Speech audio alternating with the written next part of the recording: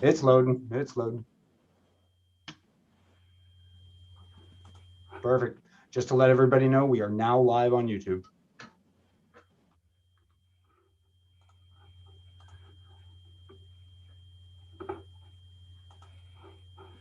Thanks. Okay, so we're just going to wait for another 5 minutes before we start.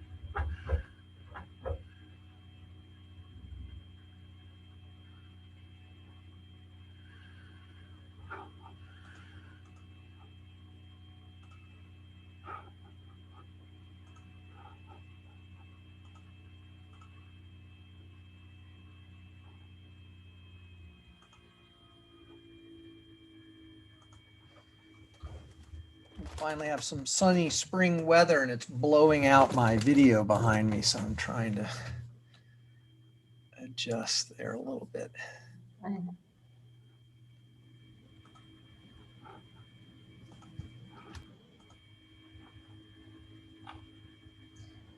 Okay, Zach, I have a quick question for you if you're still here with us. Maybe not.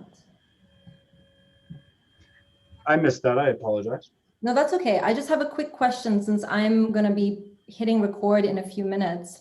Should I select record to the cloud? Yes. Okay, thank you. And as backup copy, just to let you know where it is being streamed to YouTube, it will be recorded there as well. Okay, thanks. Okay, so we'll just start in another 2 minutes and we'll allow others to join us. We have a question from A. Ali in the chat about the link to the YouTube. Thanks. The easiest way to find the link would just be to go to the USM YouTube channel, and it will be right there at the top. The Zoom link, but I can get that for him. It's on the website. I'll get it.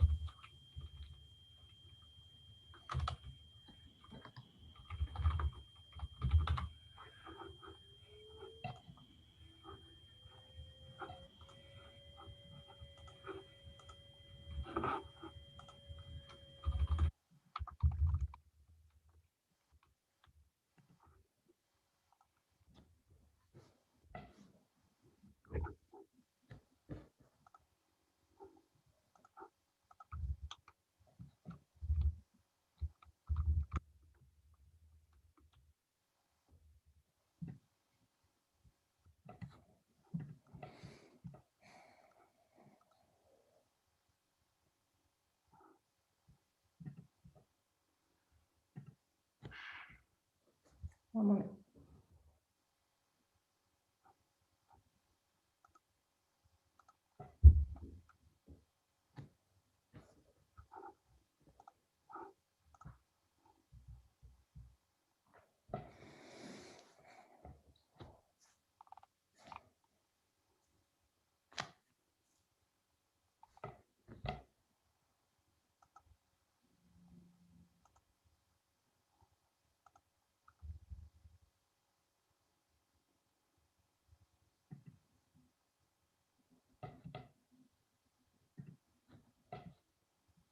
Okay, we're going to get started. Hi, everyone, and thanks so much for being here today. Welcome to this webinar on ending police surveillance in Maine. My name is Ragini Malhotra, and I'm an assistant professor in the criminology department here at the University of Southern Maine. Today, we're going to be discussing police surveillance and important policy debates playing out here in Maine over the Maine Information Analysis Center, or MIAC, the state's fusion center. So what is a fusion center? These are interagency intelligence hubs recognized by the Department of Homeland Security, which are either operated by state or municipal police. And there's now a national network of about 80 fusion centers across the United States. And in Maine, the Fusion Center has been making headlines. In May 2020, a whistleblower made explosive allegations about the MIAC, and in June, the controversy deepened further. The Transparency Collective, called Distributed Denial of Secrets, published Blue Leaks, the largest hack of police data in the US, which included 5 gigabytes of data from the MIAC. Today, there are competing bills in the state legislature to regulate or shut down the MIAC. So with that as context, let me now introduce Brendan McQuaid, my colleague in the criminology department. Brendan's an expert on fusion centers and has been putting his research to work in the unfolding controversy. In 2019, the University of California Press published his book, Pacifying the Homeland: Intelligence Fusion and Mass Supervision, which compares fusion centers in New York and New Jersey. And the story has deeper roots than just 9/11, DHS, and the war on terror. It really begins with the transition from a formerly segregated industrial society to a so-called colorblind post-industrial one.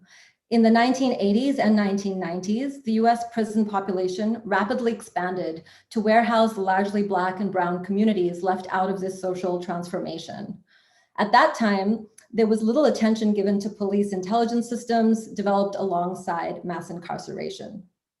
In the last 2 decades, however, prison populations have declined and police surveillance and intelligence have become more prominent, drawing together police, courts, and wider security apparatus in a shared project to monitor dissent, manage poverty, and contain related social problems. Pacifying the Homeland is ambitious, rigorous, and provocative.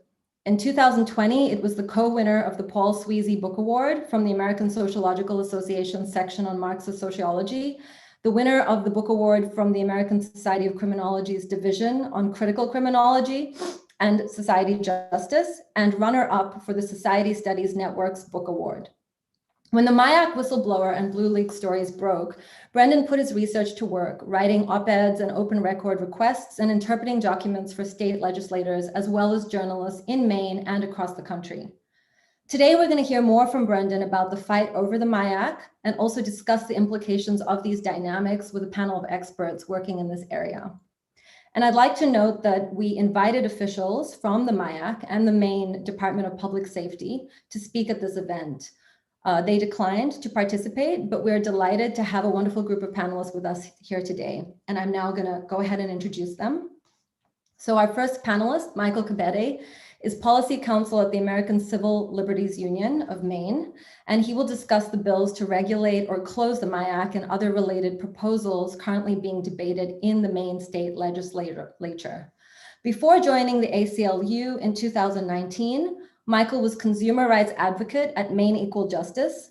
And before that, he was in private practice where he specialized in intellectual property litigation and did pro bono work for asylum seekers. Michael also clerked for Chief Justice Softly of the Maine Supreme Judicial Court after interning with the war crimes prosecutors of the International Criminal Tribunal for the former Yugoslavia. Our next panelist, Alex Vitale, is sociology professor and coordinator of the Policing and Social Justice Project at Brooklyn College. Alex will put the MIAC controversy in the context of national efforts to defund the police. His 2017 book, End of Policing, has become required reading for anyone interested in understanding contemporary debates on police reform and abolition, including many of our own students here at USM in the criminology department.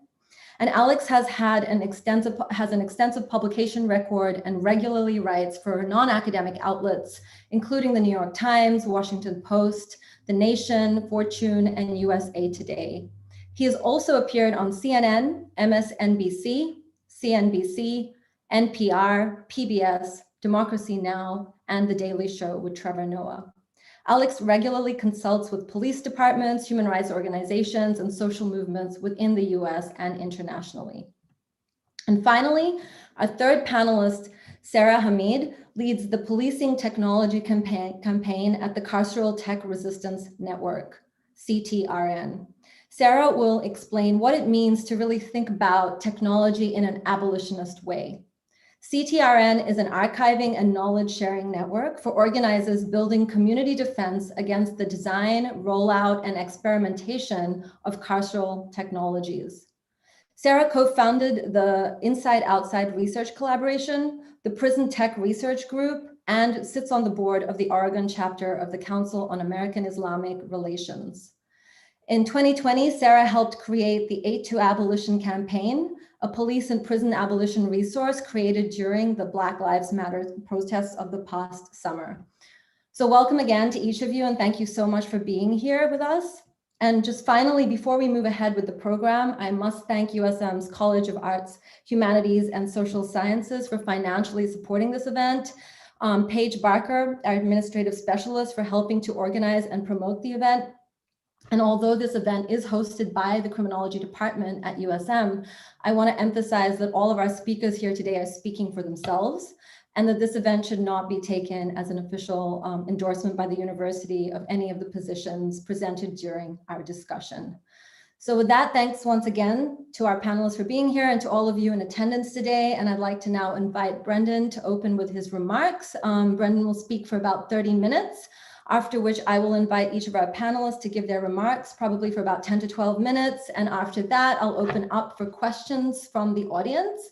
And I ask that you please write your questions clearly in the chat box, which I will be monitoring, and will then field to the participants. Okay, Brendan, over to you. Well, thank you, Ragini, for the very generous and kind introduction. And thank you to Michael and Alex and Sarah for agreeing to speak at this event. When I moved to Maine in the summer of 2019, I never imagined that this little piece of the world that I spent years studying would become news and an important debate with implications for Maine and beyond. The effort to close MIAC is important for 3 main reasons. One, the fight is about more than surveillance and privacy. It's part of a national reckoning with our excessively punitive criminal legal system in the US. 2, attention to surveillance focuses us on the seemingly softer, but nonetheless harmful aspects of the system, which clarifies the full scope of the problems before us. And then 3, it challenges the idea that we need a renewed and expanded domestic war on terror to respond to the attack on the Capitol last January. So last summer, the protest wave that followed the police murders of George Floyd and Breonna Taylor led many to conclude that this country's overdeveloped systems of policing and incarceration maintain and reproduce an exploitative social order. The United States didn't become the global leader in incarceration by accident. A few bad apples is not the reason why police kill about 1,000 people per year, a number without comparison to any country in the world. Moreover, these are not new problems. Reformers, often sincere and well-intentioned, have been trying to fix them for years, yet nothing fundamental seems to change. This is because reforms never get to the root of the problem. They operate from the assumption that the system is broken. It's not. It's working as designed to reproduce a social order predicated on the infinite and endless expansion of private wealth. So what is the criminal legal system? Racial domination and class control. Reform just feeds the beast. Only structural change can meaningfully address the problem. This perspective is the short of abolition. Discussions of abolition usually focus on prisons and police. No doubt surveillance is mixed up in the harms of these systems, but it also extends beyond them. Surveillance is administration, the management of people and things within hierarchical relationships, organizations, and societies. The stakes of the MIAC fight is not just the infringement of privacy, but the formation of a pacified subject. The big issue here is how police power produces people that submit, if not consent, to the present order of things. To explain what I mean, I'm going to weave a story about my book, my work with the Blue Leaks documents, and the fight over the MIAC around 3 people, Zaid Jarrah, Jesse Harvey, and a pro-Trump biker known as the Wolfman. Then I'll close with an invitation to abolition that will set up the comments from the panelists. So let's begin with Zaid Jarrah and the official story of fusion centers. On September 9, 2001, a Maryland state trooper stopped Zaid Jarrah for speeding. He was on the CIA watch list, but the trooper didn't know and sent Jarrah on his way. 2 days later, he was the hijacker pilot of Flight 93, which crashed in rural Pennsylvania. Citing incidents like this stop, the 9/11 Commission found that the intelligence community failed to connect the dots. In response, the new Department of Homeland Security promised to integrate everyone in government involved in intelligence, from municipal police agencies to federal or municipal police departments to federal agencies, all in a network of interagency intelligence hubs called fusion centers. In 2004, the year after DHS officially opened its doors, the department recognized 18 fusion centers. Today, there are 80. Fusion centers are analytic nodes in information sharing networks. While managed by police, fusion centers have agreements with other entities that allow them to remotely access their records. They buy databases from private data brokers. They develop new sources of data from technologies like automated license plate readers. Using specialized software, intelligence analysts create sophisticated intelligence products from these massive databases, social network analyses, various forms of mapping, visualizations of telephony metadata. Fusion centers then share this information and intelligence with other government agencies and the private sector. After nearly 2 decades of operations, however, fusion centers look like spectacular failures. The first warnings came in 2007 and 2008. Government auditors found that technical problems and bureaucratic rivalries were preventing fusion centers from effectively sharing information. They were overclassifying their products and duplicating the mission of existing agencies and offices. The ACLU raised civil liberties concerns and brought attention to the role of military and private sector actors in fusion centers. The Conservative Heritage Foundation later recommended that DHS dramatically reduce the numbers of fusion centers to 32 because the terrorist threat is not high and financial support is too thin to or could be allocated more effectively. In October 2012, the US Senate excoriated fusion centers. After 2 years of investigation, they could not identify any reporting which uncovered a terrorist threat or any contribution such fusion center reporting made to disrupt an active terrorist plot. The Senate reiterated the findings of earlier audits and brought uncomfortable national attention to fusion centers. DHS fusion centers portrayed as pools of ineptitude and civil liberties intrusions, read the Washington Post headline. The New York Times reported that one of the nation's biggest counterterrorism programs has failed to provide virtually any useful intelligence. 7 months later, these criticisms were confirmed in spectacular fashion by the Boston Marathon bombing. In the preceding 2 years, the FBI and CIA neglected to share information about Tamerlane Tsarnaev, the elder brother implicated in the attack, with the Boston Regional Intelligence Center. Even if they had, Boston's Fusion Center was busy spying on Occupy Boston. A focus on people like Zaid Jarrah or the Tsarnaev brothers, however, is misleading. The politically inconvenient reality is there just isn't enough terrorism to justify the massive investment in counterterrorism. Political violence against the state and status quo, or terrorism, is an exceedingly remote phenomenon in places like the United States.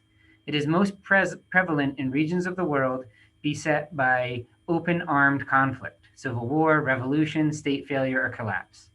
Terrorism, in other words, is not a technical problem that will be solved with the proper security measures. It's a political problem, and as such, its solution lies in questions about the distribution of resources, the strength of institutions. Like all things political, terrorism is about power. There's also little evidence to show that these counterterrorism programs actually prevent terrorism.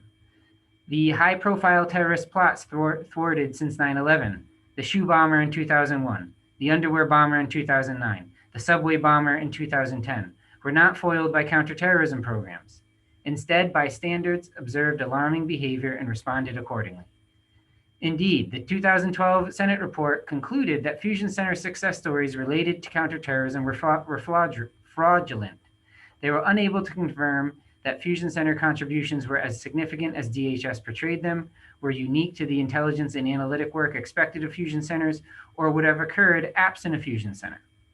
In the absence of significant terrorist threats, the mission of fusion centers quickly expanded to a nebulous all crimes, all hazards, all threats mission.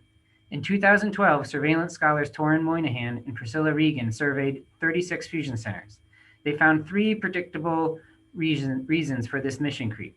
1, fusion centers have to be valuable to their states. 2, there is too little activity that is terrorism related.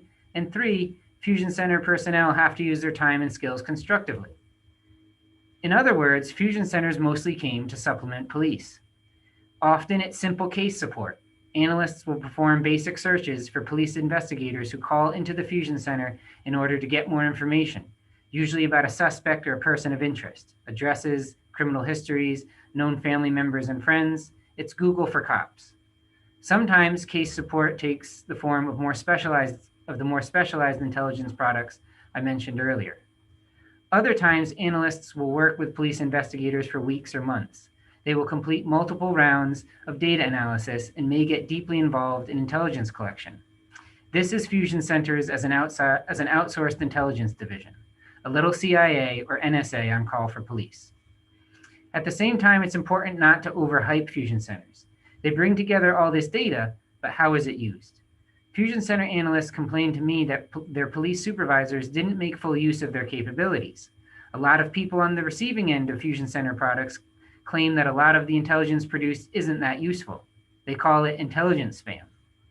Understanding what a particular fusion center does then requires investigation.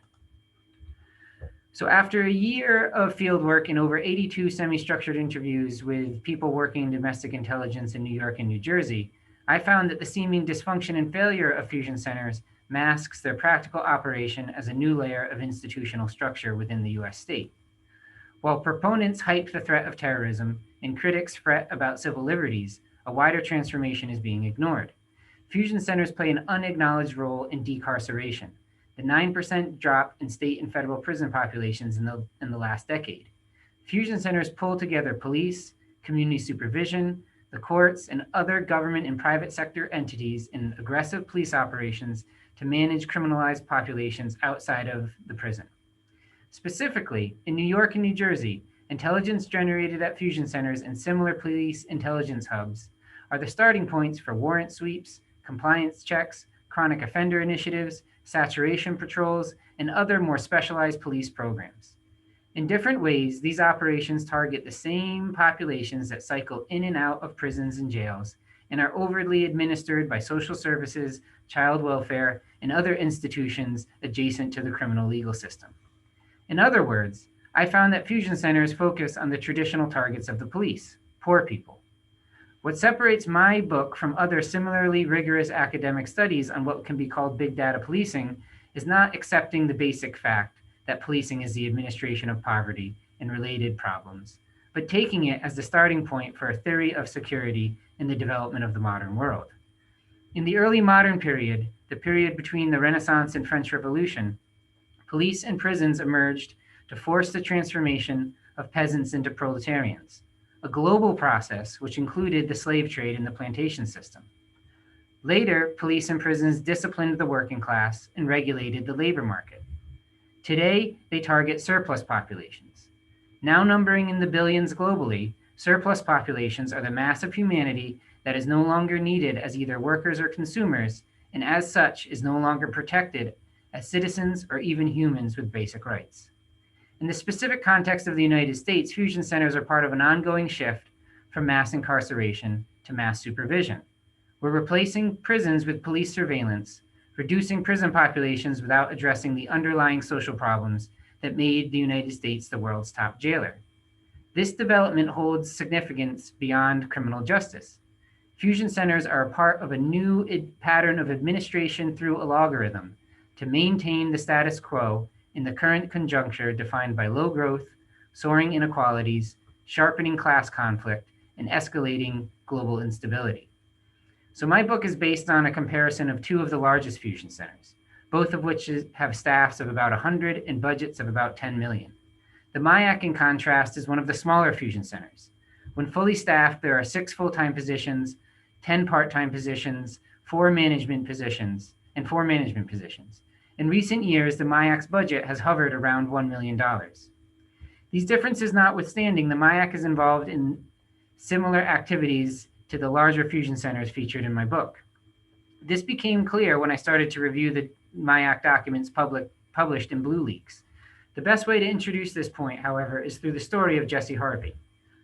In 2016, Harvey founded Journey House Recovery, a nonprofit that today operates 4 low-barrier, peer-run recovery houses in Maine. In 2018, Harvey founded the Church of Safe Injection in an attempt to find a loophole to distribute clean hypodermic needles in naloxone, the medication used to counteract opioid overdoses. The church was a political challenge to the criminalization of the opioid epidemic. Now, with 5 branches in as many states, its success is further support for what the approximately 120 supervised injection sites operating across the world have already proven. Harm reduction works. To the police in Lewiston, Maine, however, the matter is different. Harvey was a person of interest. 3 Lewiston Police Department bulletins issued in May and June 2020 include a description of Harvey and alert officers to his work distributing hypodermic needles throughout Lewiston's downtown. Harvey is not affiliated with a needle exchange organization, and therefore it is not legal for Harvey to be handling the needles out. They cite his previous criminal history and instruct officers who may have encountered him to remind him of the governor's stay-at-home orders and summon him if he's in possession of needles. Harvey died in early September in what police called a possible overdose. In a tribute published by The Mainer, an alt-weekly news magazine, explained the circumstances leading to his death. Constant police monitoring that disrupted his harm reduction work, continuing struggles with substance use, legal troubles, and stigmatizing press coverage, all ultimately compounded by the isolation and stress of the pandemic. Friends and colleagues concluded that relentless police surveillance and harassment helped push Harvey over the edge. A decent and humane society would have supported Harvey's initiative and leadership in response to a public health crisis. Instead, his calling was criminalized, and he became another casualty of the war on drugs. These documents mentioning Harvey entered the public record with the publication of BlueLeaks. These documents sit beside countless other similar documents, many less detailed or pertaining to more or less sympathetic offenders. They also join a collection of other documents concerning property crime, requests to identify or locate suspects, or otherwise provide information about reported thefts. These reports often note the histories of drug use and previous arrests of suspected and wanted individuals. Most of the journalism on BlueLeaks focused on the monitoring of protests or detailed specific surveillance technologies. These stories are the tip of the iceberg. The majority of BlueLeaks documents, which at first glance may appear too routine to be relevant, are an archive of mass supervision. It's a dispiriting account of the punitive regulation of social problems, countless untold tragedies of structural and interpersonal victimization, homelessness, addiction, mental abuse, trauma. Jesse Harvey and the Church of Safe Injection sit at the waterline of the BlueLeaks iceberg. In between the scandalous stuff have headlines and the seemingly unremarkable mass of routine police documents. Questions of addiction and drug abuse bring the political content of routine police surveillance into clearer focus because the legal status of drug use is politically contested. There's an active movement for decriminalization. In Maine, for example, state legislators in the past 2 years have proposed legalizing supervised injection along with a series of other bills to reduce the criminalization of substance use disorders. While none of these bills has passed, the issue has not gone away. For over 2 weeks in late July and early August, unsheltered people encamped in front of the City Hall in Portland, demanding defunding the police, investment in social services, including plans for housing, an eviction freeze, the decriminalization of sleeping outside, and the opening of an overdose prevention facility. To the police, however, matters are clear. In Jesse Harvey's case, possessing more than 10 hypodermic needles is a crime, and Harvey was a known offender. It begs the question, in the thousands of other law enforcement documents contained in the BlueLeaks archive, what else has been left out? In October, I published an analysis of the over 1,300 documents in BlueLeaks either produced or definitely shared by the MIAC. Nearly 80% of them concerned the sharing of criminal information, almost exclusively concerned with wanted people or minor property and drug crimes. These documents are snapshots of mass supervision. Individually, each one is a fragment of a larger incomplete story. Together, they reveal a coherent pattern, the punitive regulation of social problems through policing and surveillance. Some examples. A 2018 Officer Safety Bulletin alerts officers to an armed Maine resident living in the woods, reportedly suffering from mental health issues. The document explains that family members suspect the individual suffers from Huntington disease.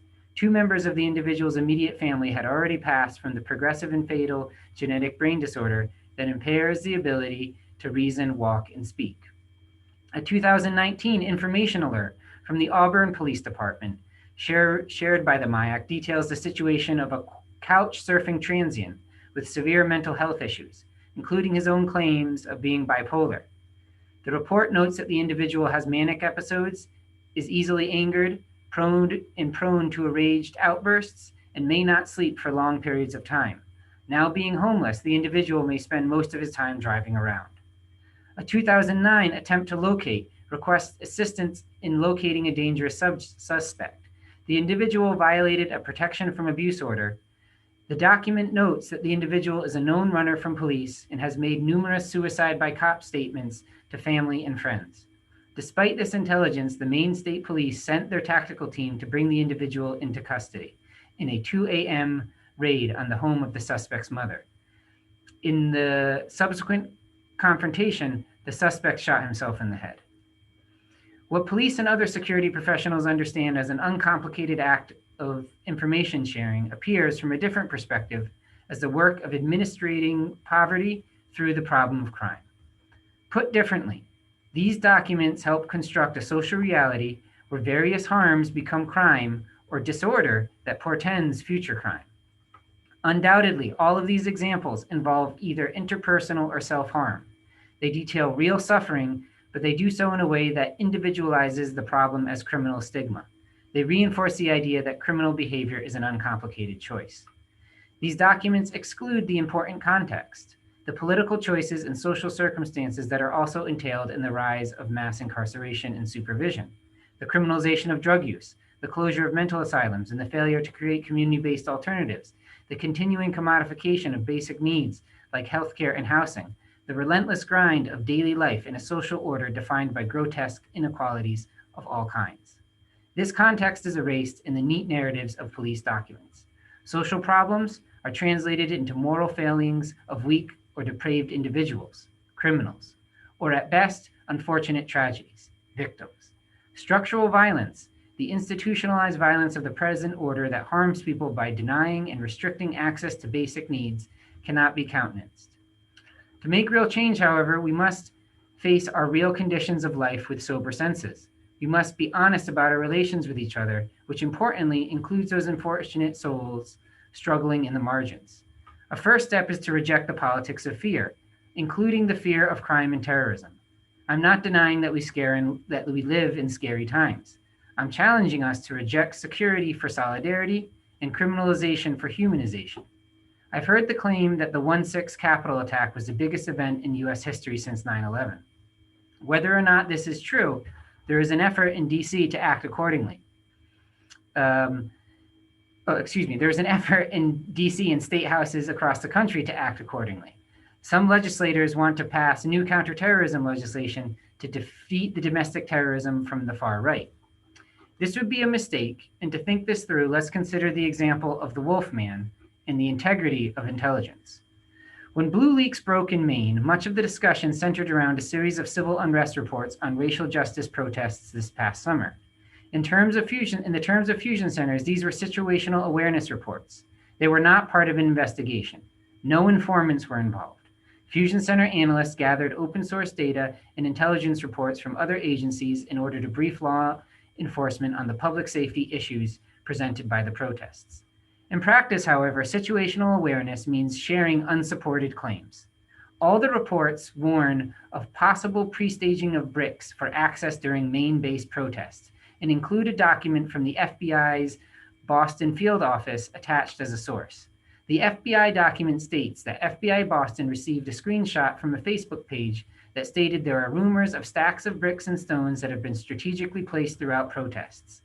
The post indicated that we think this is all part of a big plan. Nathan Bernard, a reporter with the Mainer, followed this lead. He found that the Facebook page cited in the FBI document is owned by a pro-Trump biker who refers to himself as the Wolfman. On Facebook, the Wolfman criticized efforts to limit the spread of COVID as part of a tyrannical conspiracy to strip Americans of their rights. He publicized a protest at the home of Massachusetts Governor Charlie Baker. The demonstration was co-sponsored by Super Happy Fun America, a hate group that organized Boston's Straight Pride Parade last year and a rally at Boston Police Headquarters last February in support of immigration and customs enforcement crackdown on immigrants. Super Happy Fun America is alleged to be a front group for the violent white nationalist group Resist Marxism. When asked about this source, a Maine State Police major who at the time oversaw administrative functions at the MIAC told Bernard that when reports of suspicious activity are sent to the MIAC, we are certainly considering the source and the veracity of the source. Sometimes we can verify that independently. Other times we take it at face value. If we set as a threshold that we're going to independently verify every piece of information that goes out, we would be sharing almost no information. In response to the allegation about pre-staged bricks, the major said, "We don't need to verify that. It's not important. That's because Wolfman's intelligence didn't describe a specific threat, but rather a general tactic used by violent agitators. This type of information, even if unconfirmed, is useful because it enhances local cops' situational awareness. Now law enforcement prepares for that. They can work with others to be prepared for bricks and other weapons." This poor sourcing wouldn't cut it in my undergrad classroom. It's lazy, and for an issue this serious, it's irresponsible. This report alone should be a major scandal. Biased intelligence with staggeringly unprofessional standards is not unique to the MIAC, however. When Blue Leaks broke, journalists found many examples of Fusion Center intelligence based on dubious information that inflated the threat presented by racial justice protests and Antifa while ignoring or downplaying the far right. The rot extends to the top of DHS.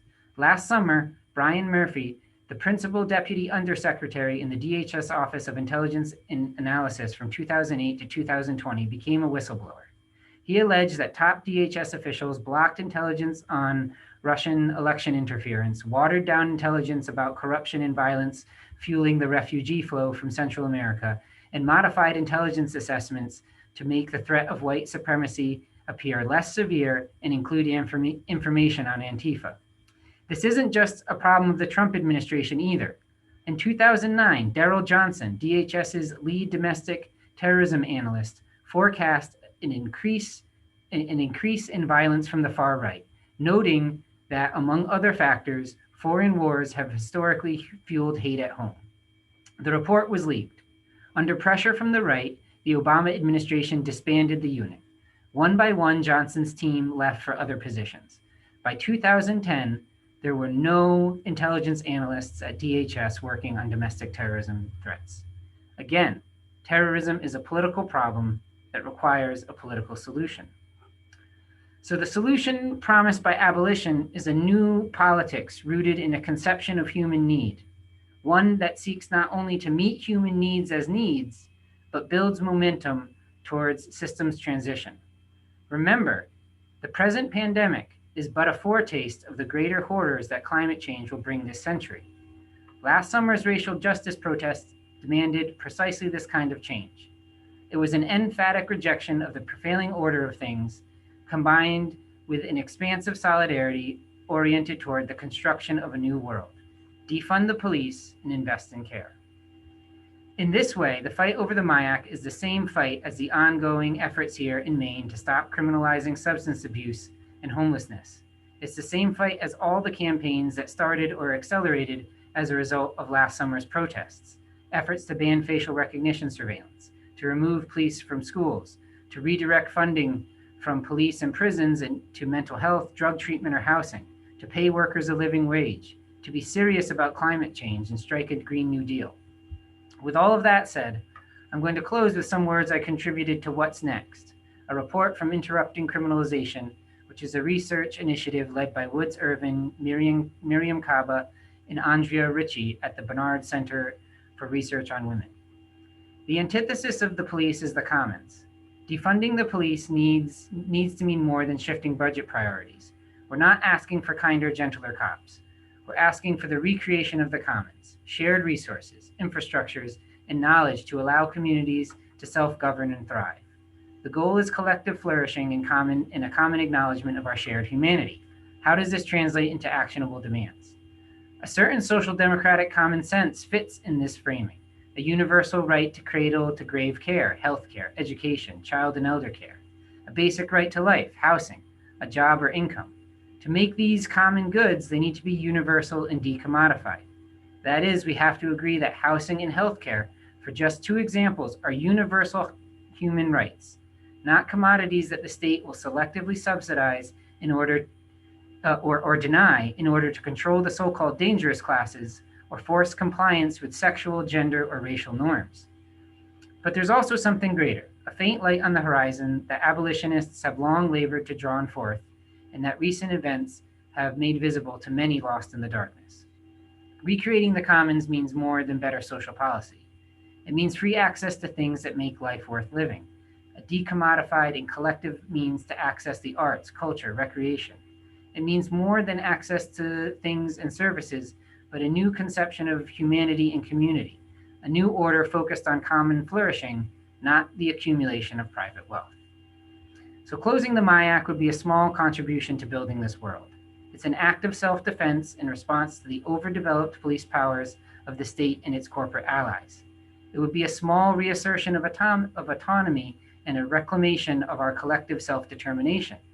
It would be a powerful rejection of the cynical agendas of those who want us to hate and fear each other, and of our Silicon Valley overlords that want to monetize every aspect of our increasingly digital lives.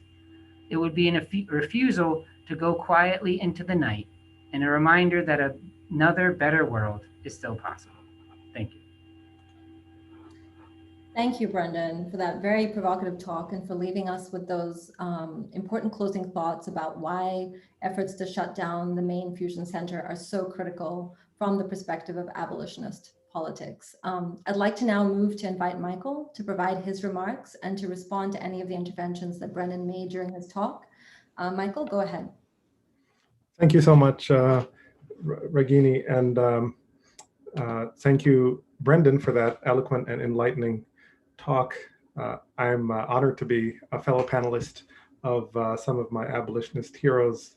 Sarah Hamid, thank you for helping to create Aid to Abolition. It was extremely crucial and helpful in the middle of the summer when local leaders were scrambling to respond to the Black Lives Matter movement. And Alex, I've learned more from your book than you'll ever know. I have a relatively easy task, which is to describe legislative efforts to cut out this appendix in Maine's government, the so-called MIAC or Fusion Center. There's one bill, hasn't been printed yet. It's being sponsored by a group of people. The lead sponsor is the House Chair of the Criminal Justice Committee. Her name is Charlotte Warren. She's a social worker and one of the leaders of the progressive wing of the Maine Democratic Party. It would do one very simple thing, and that's to zero out funding for the Fusion Center. It doesn't specify where that funding should go, but there will be lots of debate about where it should go. And most of the voices, almost certainly, that'll speak about where it should go are going to suggest that it goes toward building what Brendan just referred to as the commons. There's another bill which was written by the Department of Public Safety, which is the administrative oversight body that MIAC is included within. And that bill is being sponsored by the Senate chair of the Criminal Justice Committee, Senator Suda Shambo of York County, which is the southernmost part of Maine. And that bill is short enough for me to read it to you. It says, the Department of Public Safety Maine Information and Analysis Center, a cooperative effort between the Department of Defense, Veterans and Emergency Management, Maine Emergency Management Agency, and the State Police, established by executive order of the governors, and so on, shall report annually in writing by April 1st, beginning in 2022, to the Committee on Criminal Justice regarding the performance of the center.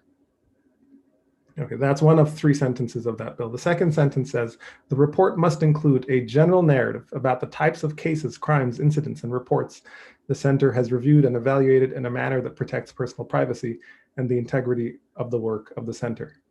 The report must include both privacy audits performed in the prior year and de-identified information from those audits regarding the cases, crimes, incidents, and reports on which the center worked during the prior year that were reviewed during the audits. So this is what's known in legislative parlance as a study bill. Whenever agencies see writing on the wall about their imminent obsolescence or immolation, they propose what's called study bills. And what study bills do is they tell the public, well, we don't know enough to take this radical action that the advocates and the legislators and the public are demanding. So we'll study it. Let's study it. And this is said, it turns out, in every state. I think every state thinks that it's the only state where this is said, but this is said in every state. What happens in Maine is they say, well, okay, we have a lot of information about fusion centers elsewhere. We have books, we have reports, we have articles, we have audits, we have studies, but we don't really have in-depth research and study about the Maine Fusion Center. And every fusion center is one of a kind. And so let's do that. Let's study this thing. And the way I see it, this is a last-ditch attempt to keep Maine's Fusion Center alive, and it hasn't been scheduled for a public hearing yet. It is an indication that the Fusion Center and the Department of Public Safety know what's coming.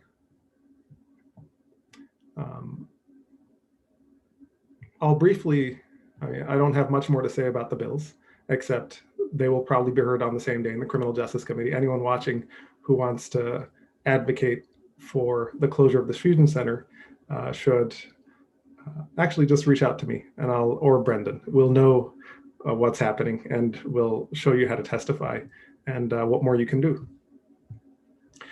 There are other efforts to divest from our criminal legal system and invest in the commons. And I know I don't have much time to talk, but I just quickly want to outline them. Last Monday, the state's Criminal Justice Committee had a public hearing for its entire police and prison budget. It was over $200 million. We're a small state, so our budgets are relatively small. But more than 90% of the people who testified telling the Criminal Justice and Appropriations Committees to zero out funding or dramatically reduce funding for prisons, police, and surveillance, and invest in things like social services, crisis services, healthcare, education, housing. Probably, the most important abolition issue in Maine is the closure of our only youth prison. It's located in South Portland, not too far from University of Southern Maine. And yesterday, the Department of Corrections released its strategic plan about what it plans to do about this youth prison. Now, there are 2 competing bills about what to do with the youth prison, both sponsored by representatives from Portland. A more moderate bill by Representative Brenner, a more radical bill by Representative Lookner. The Department of Corrections tiptoed in the direction that Representative Lookner's bill goes, tiptoed in the radical direction. Lookner's bill would close Long Creek within a short period of time, Brennan's within many years. And essentially the prison, which has fewer than 30 kids incarcerated there and has a budget of over $180 million and has over 170 employees, is operating at dramatically over capacity. And the Department of Corrections acknowledged this and offered to divert 1/3 of its funding out from Long Creek to community-based alternatives to incarceration. And so similar to the study bill to study Maine's MIAC, the Department of Corrections is also proposing an alternative to what formerly incarcerated youth are demanding happen to Maine's only youth prison. And I'd like to finish by briefly describing local and state efforts to ban facial recognition. In mid-2019, Portland City Councilor Pius Ali proposed to ban facial recognition in Portland. It didn't go anywhere. It got off to many false starts. The city council considered it, and I just don't think there were the votes for it. And then the Black Lives Matter movement happened. And the Black Lives Matter movement changed the political atmosphere. There were no new elections. The city council in Portland didn't gain any new members or lose any members. But the same councilors who had done nothing on this ban decided to pass it, decided to pass facial recognition ban in Portland. And then voters of Portland passed a more strict facial recognition ban, giving people the right to sue Portland if Portland violates the ban. Now, Representative Lookner of Portland is proposing a statewide facial recognition ban, and that bill will also be heard in this legislative session. Similarly, there were efforts before the Black Lives Matter movement erupted in protests in the summer to remove police from schools in Portland.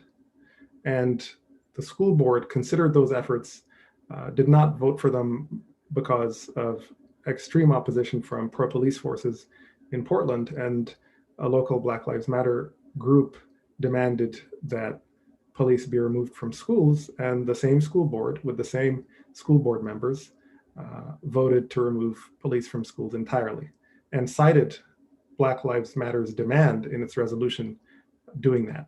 And this happened in June of last year, and the school district has since been hosting these community conversations that we've taken part in. These community conversations about what kind of relationship the school district should have with local police. So the bottom line is there's a mass movement that has failed where individualized and professionalized advocacy, rather a mass movement has succeeded where professionalized advocacy has failed. And that's an indictment of the profession that I'm a part of, and a suggestion that anyone listening who wants to change anything better start building movements and movements of movements. I have a minute left to speak, which I'll forfeit to more interesting people than me, my fellow panelists. Thank you.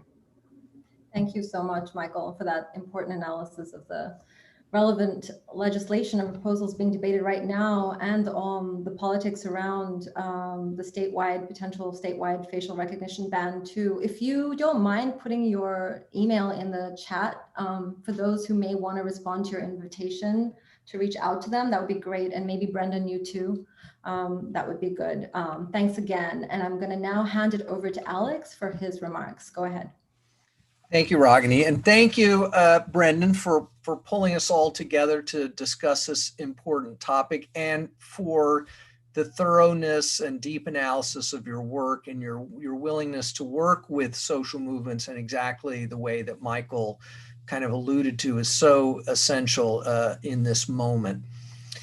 You know, there was a news story the other day about the NYPD getting robotic dogs, which understandably raised some alarm for some people, but it also produced some comments that along the lines of, well, you know, if this could protect one officer from some bad outcome, I'm all for it. And this is indicative of a kind of logical fallacy when considering the relative costs and benefits of new technology, new tactics, and the role of policing more broadly.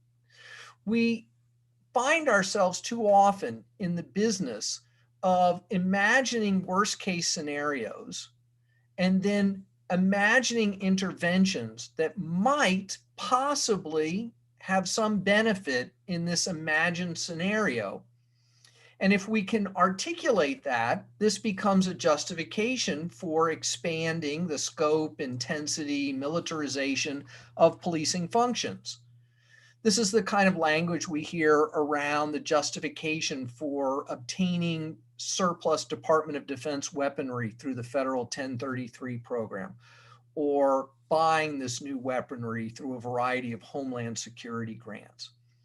But what's missing from this logic of security is any contemplation about what the harms might be on the other side from the actual use of this material. As Brendan pointed out earlier, the actual concrete risks of political violence is very low, and for much of the country, extremely low. And yet, every police officer, every security official can imagine and articulate a potentially threatening scenario, and they will use that to justify acquiring this technology and tactics. But once they have these technologies and tactics, we find that they're almost never used for the stated purpose. So that a fusion center created to develop actionable intelligence around terrorism quickly morphs into all threats, all crimes, all hazards. This mission creep is not an accident. It is a wholly foreseeable, unavoidable outcome of the decision to turn a set of political problems into intelligence, security, and policing problems without considering the consequences.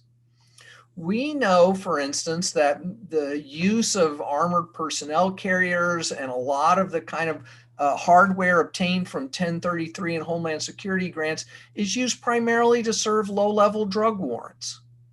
It is Radley Balco's work on the rise of the warrior cop documents this very nicely. And we see that, which is based on the work of Peter Kraska, the criminologist at Eastern Kentucky State.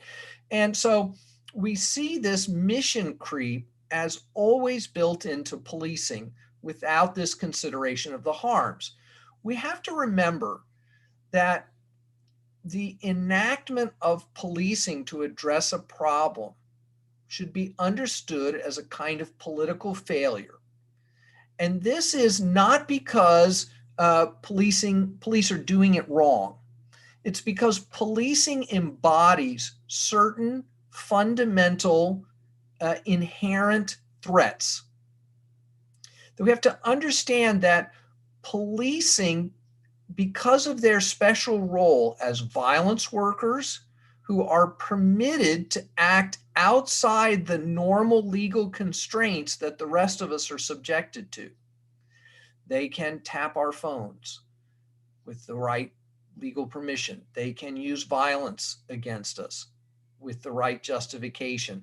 They can, surveil our email and our snail mail, and they can look through the walls of our houses with thermal imaging technology. Therefore, policing is an inherent threat to certain core democratic values.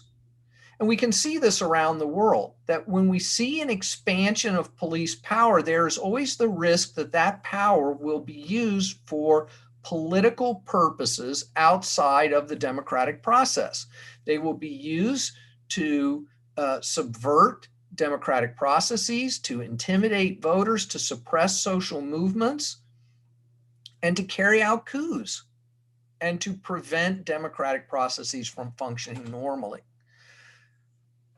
This means that policing should always be viewed as a tool of absolute last resort, and that we should always look as intently as possible for ways of resolving our security problems, whether we think of them as public safety or public order or terrorism, with alternatives that aren't rooted in that policing power that should be anathema to any stable democratic society. So let's revisit the January 6th incident that Brendan brought up earlier. We have a situation there where the response has been to intensively criminalize the participants in the insurrection or protest or act of terrorism, depending on how we want to define these things. But in all these cases, there is a certain hypocrisy and political failure. The reality is that while the politicians talk about accountability for the people who entered the Capitol, where is the accountability for the politicians who have consistently enabled this movement, who have stoked those fires for their own political benefit? And we have evidence now, right, of the direct involvement of members of Congress in supporting this movement even on that day. In addition, where's the accountability for the economic elites who have helped to develop this movement to serve their economic interests? The Robert Mercers, the Scaife family, the kinds of economic players who have encouraged the QAnon conspiracy theories, the stolen election lies, because it serves their economic interests to divert political attention from core questions of economic and racial justice into wild conspiracy theories that can be harnessed by right-wing politicians who want to undermine these movements. So we have to understand alternatives to policing, not just in terms of what is some on-the-ground intervention to target some individual perpetrator or producer of harm. We have to understand accountability in a broader sense and political problem solving in a broader sense. As individuals, what are we doing to hold these elite economic and political leaders accountable for their behavior, for their role in producing political terror, political violence, and undermining the core principles of our democracy?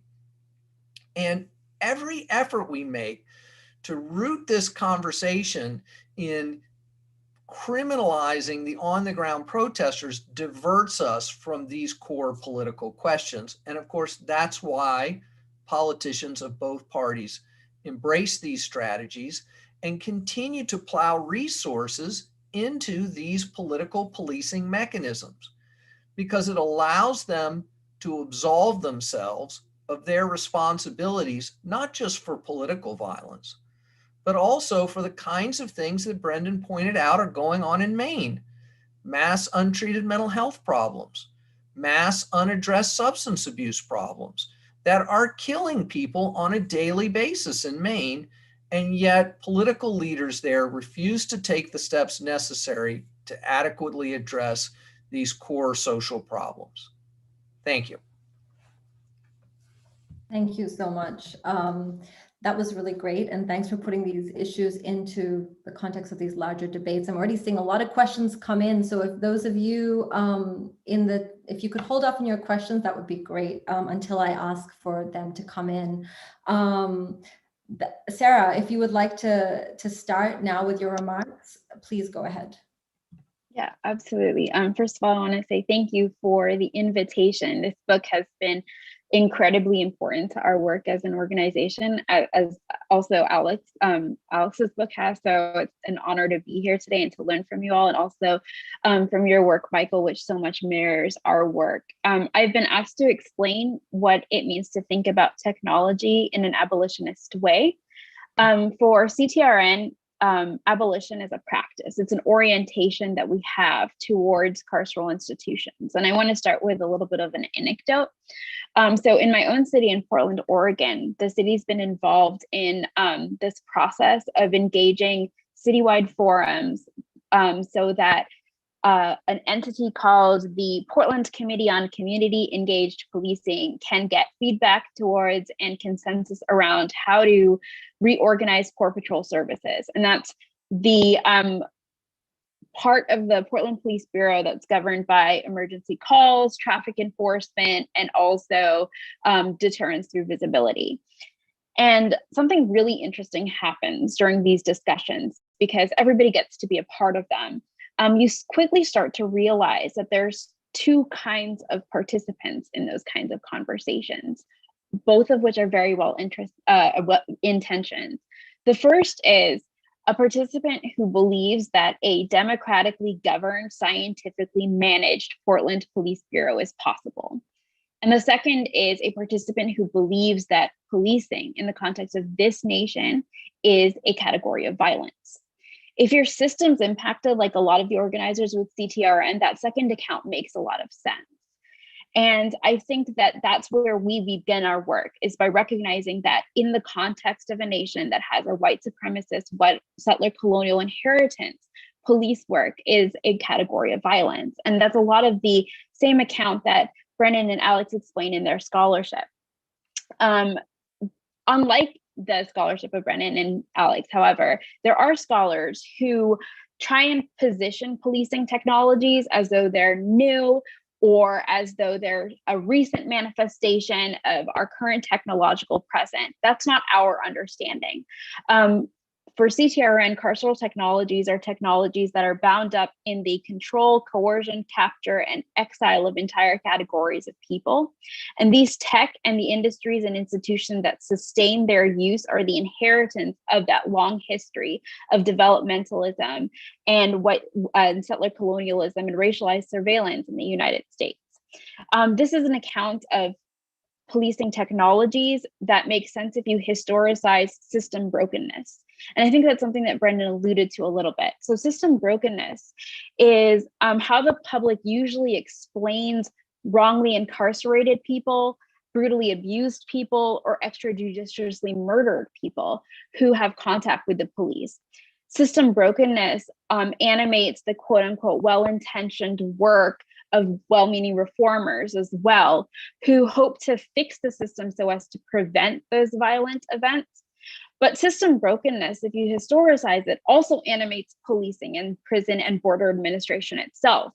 Because in the long history of these institutions, there's never been a moment at which they've said, our work is perfected, our work is done.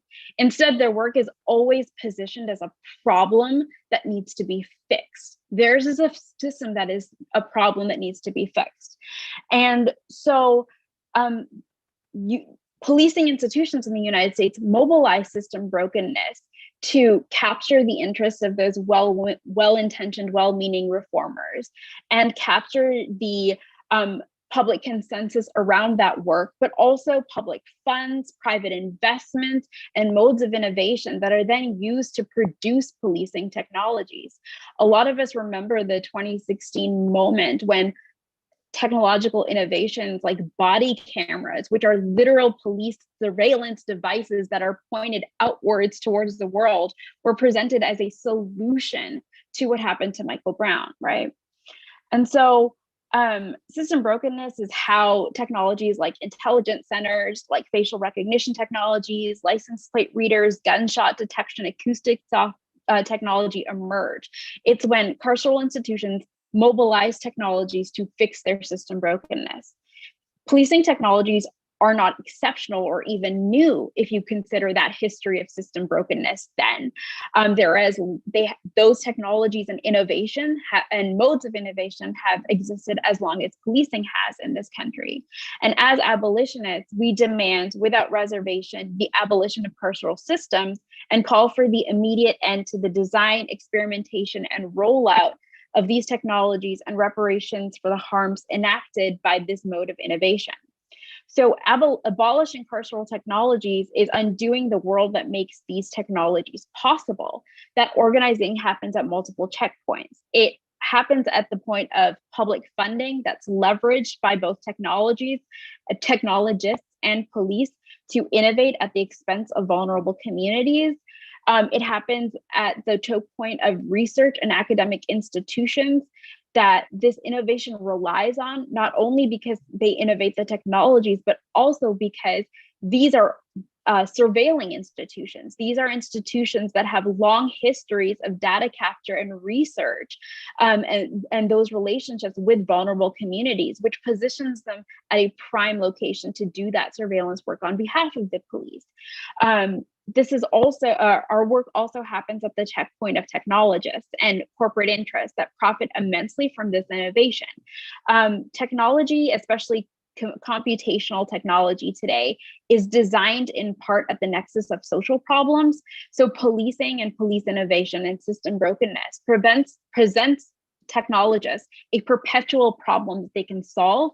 And not only can they do it perpetually, they can do so with seeding of public funds and grants, which are then combined in public-private partnerships to allow this profitable innovation to continue. This innovating in technology that happens in this kind of innovation environment in the United States is particularly beneficial because technologists are able to mobilize those funds and the innovation environment here to create technologies that aren't even meant for distribution in the United States. They're meant for global circulation. An example of this is the 2009 funding injection that went into a few large municipal police departments in the United States to produce predictive policing technologies. Most Americans recognize that that was a failed experiment, and most of those programs like Los Angeles's Operation Laser or Chicago's Strategic Subject Lift have been deprecated. But those technologies, which were initially granted because police departments claimed that they were budget strapped or they were resource strapped, which in the United States is a kind of ridiculous claim to make, were never intended for distribution in the United States. They're now being sold to police departments in Karachi and Lahore, where the phrase resource strapped has a completely different meaning. So these technologists that innovate in the United States and take advantage of the relationship that American police have with vulnerable communities, then turn around and sell those technologies to global markets and profit immensely off of them. Sorry. And the last choke point that I wanted to recognize is consumers. In the United States, that's an interesting vector because oftentimes when you target consumers, the story is that you're individualizing systemic harm and you're blaming consumers for their consumer choices. But consumption has played an immense role in the innovation of policing technologies because many times consumer artifacts are rolled out and they're detached or unmoored from their carceral components. So you don't recognize that every time you're handed an iPhone that has face printing technology, what you're doing is you're helping innovate facial recognition technology that then is deployed at the border for violent ends. So a lot of our work is also retelling that story in a way that casts consumer goods in relation to their carceral counterparts. Many of our communities have long been targeted by carceral institutions, and our work is to build defense against the ways those institutions are currently enacting violence in our communities, and that is against carceral technologies right now. Thank you. Thanks so much, Sarah, for taking us through the really complex politics surrounding carceral technologies from an abolitionist perspective. I'm getting a bunch of questions about, some folks would like links to CTRN and information about it. If you could just share that in the chat, that would be great. So we're at 5:08 and we have till 6 p.m. So I'm going to now open it up to the audience for questions. And I'm going to start with the first one that I see here. And other people, just feel free to type your questions into the chat box. And if you want to direct them to a particular panelist, you can name who that is. And if you'd like the questions to be responded to by everyone, you can specify that too. So we have a question from Gabrielle Bertrand. This is for Michael specifically and also everyone. Is there any public report or recording of the decision to remove SROs from Portland schools? And Gabrielle says that we are trying to do that here in the district she's in, and she'd love to build off the work of others to make that happen. Go ahead. Thank you so much for the question, Gabriella. First of all, I would love to know what district you're in. There is no report that I know of, but the first place I would go if I were you is the resolution that the school board passed removing SROs from Kittery. Okay, great. That's good to know. Yeah, the resolution that the Portland School Board passed lists its reasons, and I just lift it whole cloth, I think. There's also a lot of public soul searching that's been done by Portland's superintendent, and I strongly encourage you to learn about that, the best place to learn about it is an op-ed that he published. His name is Javier Botana, and he was in favor of the presence of school policing until the middle of the summer of last year. And he runs the largest school district in Maine. He has a staff of thousands. And in the fall of 2019, we had a battle, and I don't mean to pontificate about unrelated issues, but let me just quickly describe this. In the fall of 2019, there was a battle in our local school district over whether to put body cameras on school police. And that's how bad it had gotten. That was what we were fighting. We were pushing back against the police department's decision without consulting the school board. It turns out they had just done it to put body cameras on the school police that were in Portland Public Schools. And there was a public debate about it, and it was a controversial public debate. The superintendent and the school board seemed to be divided. At one point, the school board was not in favor of putting body cameras on police, and the superintendent was more uncertain about the issue. But then after the Black Lives Matter movement's latest public iteration wave of protests, the superintendent changed his mind and described how and why. And I strongly urge you to, Gabrielle, learn about that. The final thing I'd suggest is talking to Roberto Rodriguez, who is the chair of the school board, and the other members of the school board who voted in favor of removing school police. It wasn't a 5-4 vote, as many people predicted it would be. It was, I think, a 7-2 vote, which means that more people were brought along who were initially in favor of keeping police in schools.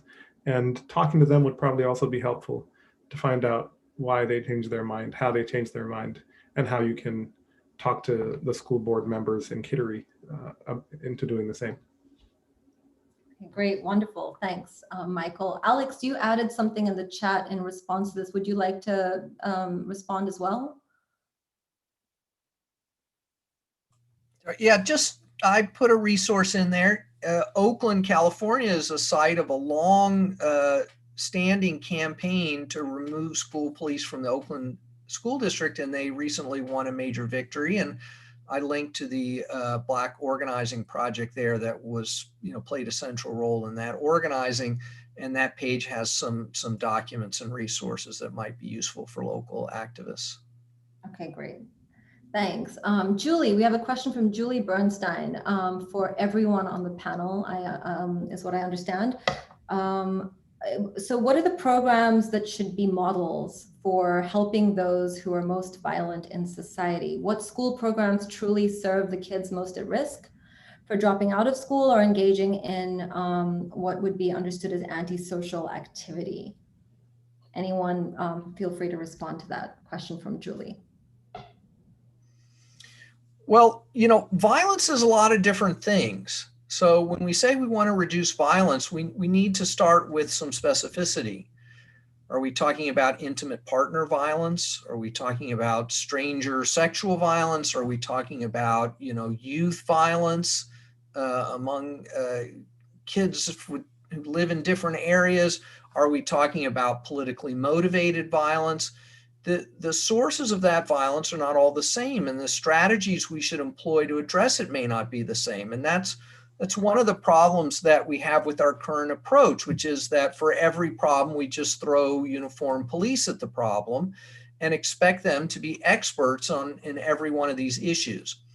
So you mentioned, young people in crisis, and we certainly know that most young people who are involved in violence have themselves been the victims of violence.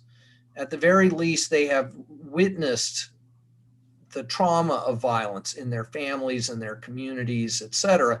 And very little is done to address the trauma that's inflicted on these young people. And this helps to perpetuate a kind of cycle of violence. So some of the best violence reduction programs are rooted in this understanding about this central role that adverse childhood experiences and trauma play in producing future violent and otherwise harmful behavior, including suicides and problematic substance use, drug use. So what we typically do, unfortunately, right, is we wait till a problem becomes so bad that it becomes a criminal matter. We must do something. And then, of course, we need police. That's the only possible solution to this. So part of what the Movement for Black Lives is demanding is that we take the early preventative steps that could dramatically reduce the amount of harmful behavior.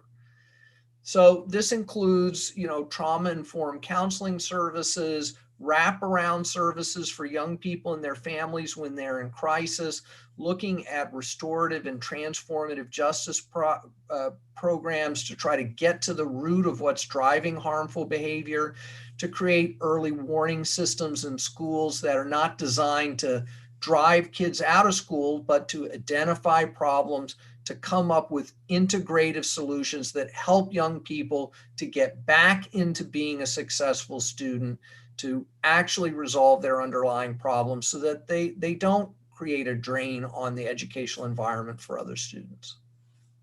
Thank you. Sarah or Michael, would you like to respond, add to anything that Alex said in response to Julie's question?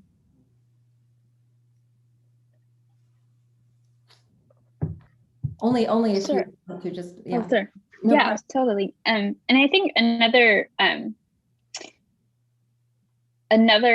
I guess aspect of the story that often doesn't get spoken about is what happens when you live in a community that has is frequently targeted by the police or carceral institutions, and how that affects early childhood education or the prospects for later education.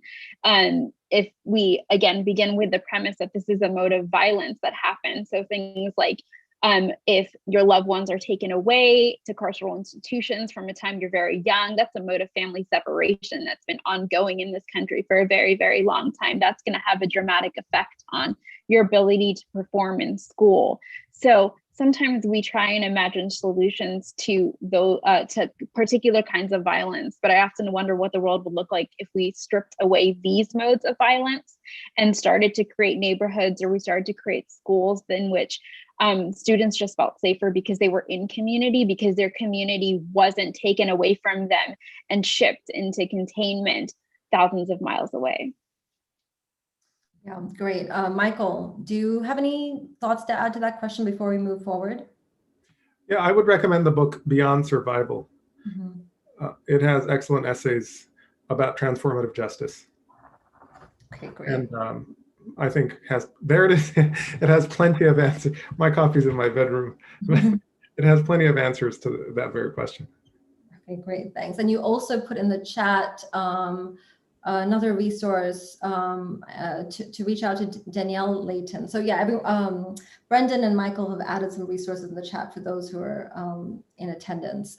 We have a comment from Pedro. Pedro, if you have a question around that, please do put that in the chat. Otherwise, I will just raise the issue for comments. So Pedro's talking about an initiative in South Portland where a working group has recommended to the City Council that a separate public safety response be established in response to calls involving crises instead of a police response. That's my understanding of this. Do any of you on the panel have thoughts to that particular approach that Pedro is talking about? And Pedro, if you have a question around it, feel free to put that in. Otherwise, I mean, this is one of the key demands of this movement. Between 1.25 of all people killed by police in the United States are having a mental health crisis. And so if we want to save lives, we need to get police out of the mental health business. Now, creating emergency crisis response teams is one part of that puzzle. And the examples that we have around the country have shown tremendous success in diverting 911 calls, in generating better outcomes and saving local governments money. But we also need to create baseline mental health services at the community level, starting with the lowest intensity kind of peer-to-peer oriented respite centers, which are lower cost, and then moving up to more medicalized options if that's what people want and is helpful. This reduces our reliance on emergency rooms, which are extremely expensive, and also our reliance on jails, which have become the mental health housing of last resort and really first resort in so much of the country. Recent results from a new program in Denver, they just released the first 6 months worth of reports. Tremendous success, diverted a lot of 911 calls. Not once did they need to request police assistance on these calls. And so I'll put a few resources in the chat on that. Okay, great, thanks. Michael, would you have a response to that or any thoughts to share? Sure. I think what Alex just referred to is the CAHOOTS program. And is that right, Alex? No, I mean, the Denver program is the STAR program. The CAHOOTS program is in Oregon, and I'm going to put some stuff in the chat related to both of them, as well as some models from LA, New York, and some national stuff. So, yeah, I would demand a STAR or CAHOOTS program in South Portland, Westbrook, everywhere in Maine, and for our police departments to pay for it entirely out of their budgets. There are open positions, I know for a fact, in the South Portland Police Department and in the Portland Police Department. Every effort I've made to advocate for a redistribution of the funds that pay for the open positions has fallen flat, but maybe you'll have better success. And then there's the Restorative Justice Institute of Maine. I would strongly encourage you to reach out to them and see what resources they have. Thank you. Sarah, do you have anything to add on this particular point? Not particularly, but I guess contextualizing, I think this is a conversation that a lot of cities and a lot of communities are having right now, how to divert police contact. In Portland, recent studies have found that police, specifically in corporate patrol services, they like 50 to 51% of their contact is with the houseless community here.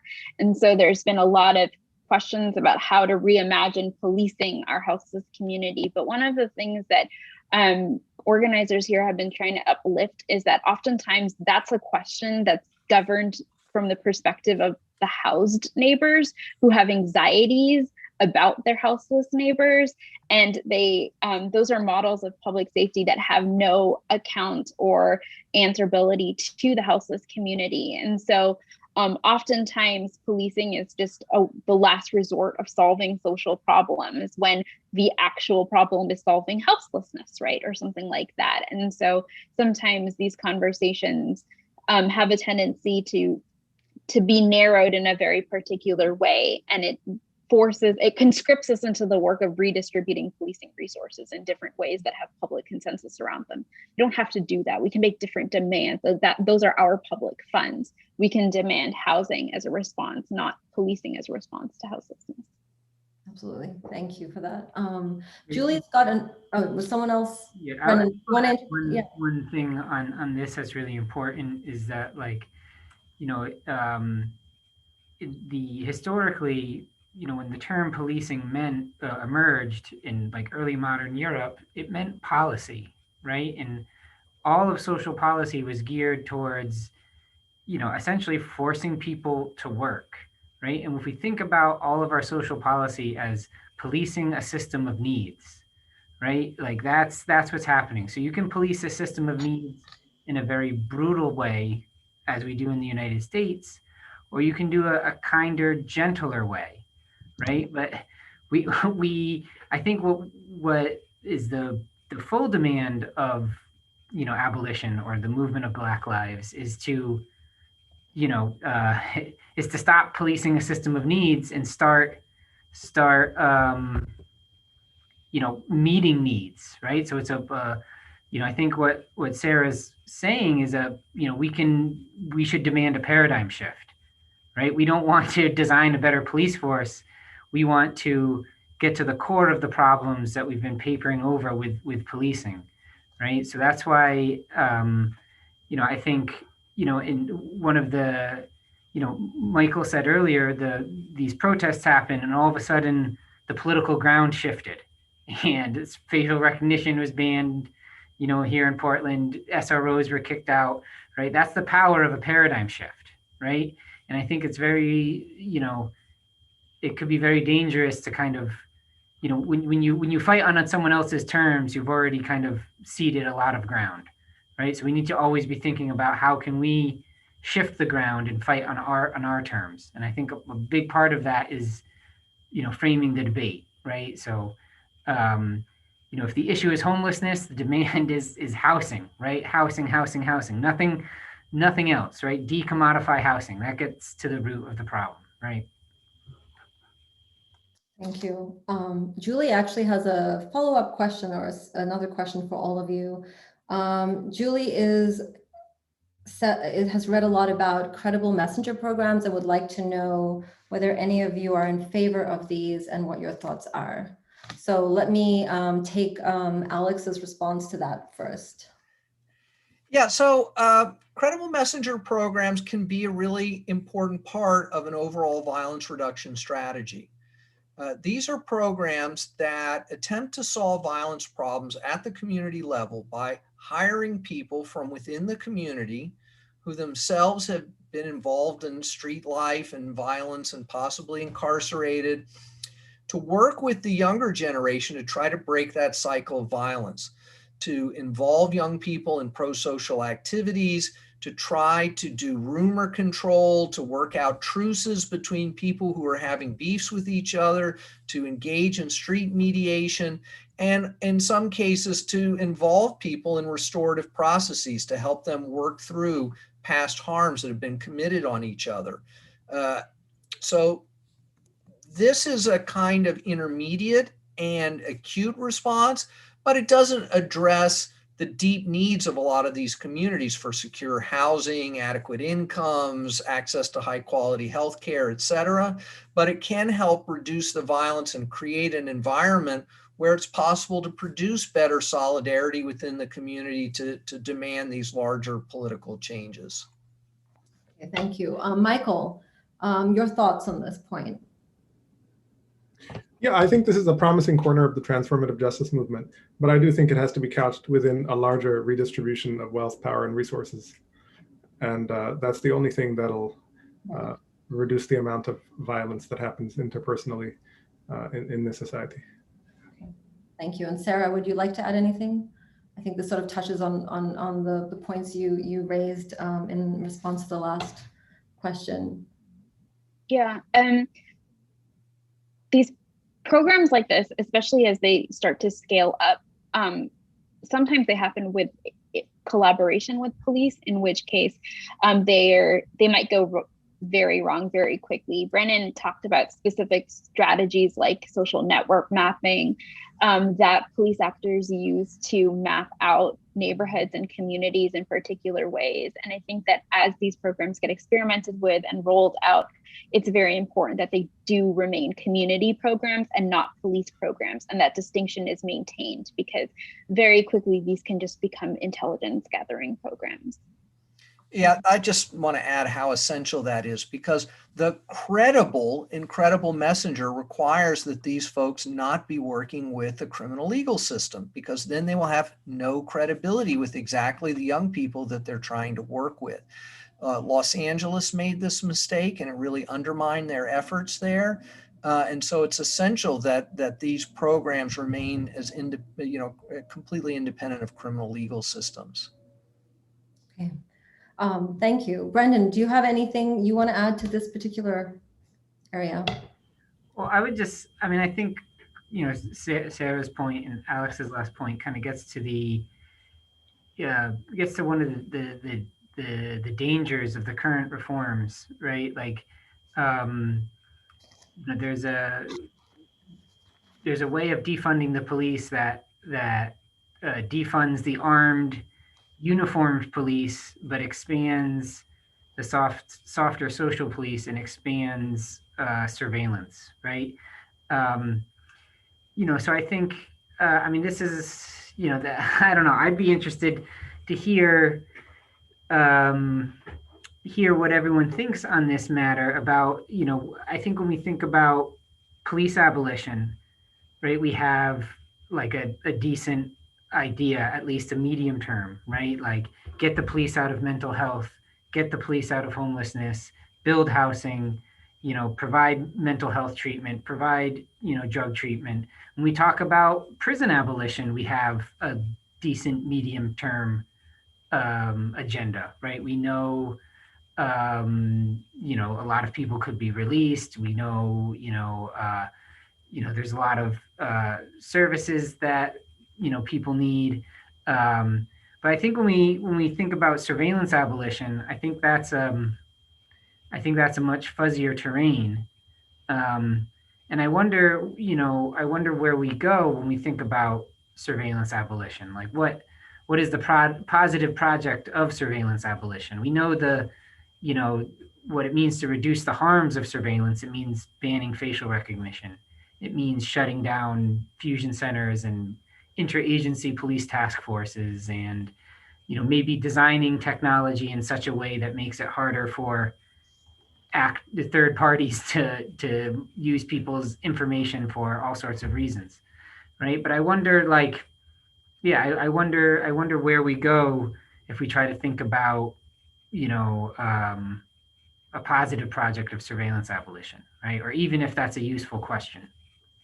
Okay, well, I think it is. And I think since we're not seeing more questions from the audience at this moment, I'm just going to open it up for a discussion amongst all of you on the panel. So if anyone has thoughts on this question of, okay, so what does it mean? What does a positive project of surveillance abolition look like? If we really break that down, and I'll keep looking for questions while you guys have that discussion. If you have any thoughts in response to Brendan. I won't call on, yeah, Michael, go ahead. I'll hazard something. Yeah, I think that a dramatic expansion of the care economy and an enormous reduction of the wealth and power inequities that exist is a starting place for what the positive project of surveillance abolition is.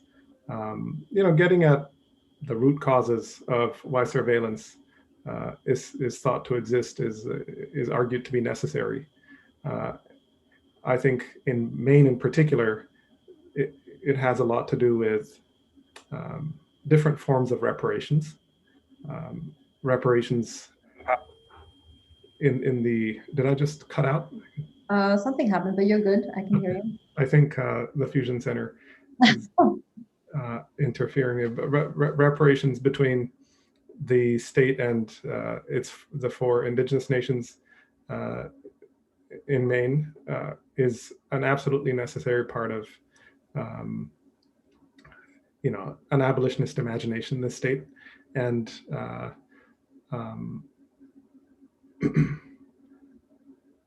Maine has I think the second number, the highest number of second homes in the country, but there are over 5,000 people who experience homelessness in this state. It's experienced a massive surge in real estate sales over the last year, but there are, on any given night, hundreds of people in its relatively big, for Maine, big cities, sleeping on the streets. And so, some level of reinvestment in the commons. And I think that even the Democratic Party in Maine is not here. Tax fairness is a very, very difficult sell in Maine. Our governor left the rainy day fund untouched, even though lots of low-wage workers and low-wealth workers are on the verge of evictions and struggling massively to survive day to day. And that'll take, in Angela Davis's words, a movement of movements, I think. Right. Well, thank you for that. Sarah or Alex, or Brendan, if you'd like to respond to what Michael just said. Any of you? Sarah, are you gesturing? Yeah, go ahead. Sorry. Well, maybe I'll say one thing. Look, a lot of what we're talking about here, we often label as like expert systems. And embedded in this is the idea that the only way we can know certain kinds of information is by mobilizing this technology. But that is a political project to kind of reject the knowledge that is known in local spaces about what the problem really is. We don't need expert systems to know what's driving like harmful behavior in schools. We can just talk to teachers and talk to young people in the schools, and they have a very good idea of what the problem is. They don't necessarily know all the solutions, and they've never been given the resources that they would need to adequately address these things, but they don't need predictive algorithms to tell them what the problem is. They know. Similarly, communities have a lot of knowledge about what the problems are if people would just ask them. And if people were like if the state was in the habit, or community-based organizations were in the habit of asking the community would be more forthcoming, would become more knowledgeable about these things, because there would be a point to it. It would feed back into positive interventions that are rooted in community empowerment, ideally. So the whole idea that we must have these expert systems needs to be called into question, because it is a rejection of a certain kind of populism in favor of a centralized technocratic approach, which insulates political elites from the need to actually be in dialogue with these on the ground actors. Okay. No, thanks for that. Sarah, did you want to respond? Go ahead. Yeah, absolutely.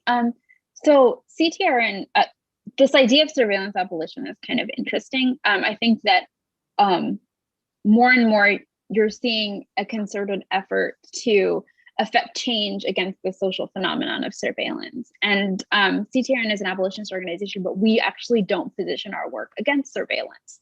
And there's a reason for this, because when people talk about surveillance, the issue of public concern is it's broad, right? It's everything from like ad tech to like cookies on your computer to like Facebook watching, like using the gyrosphere or whatever on your phone to like track you. And so it's a range of behavior that focuses on private actors, and it also focuses on government actors. And when the conversation becomes that big, it gets hard to say why some kinds of surveillance are okay and legitimate because they're done by private actors, and why other are not because of Fourth Amendment protections, right?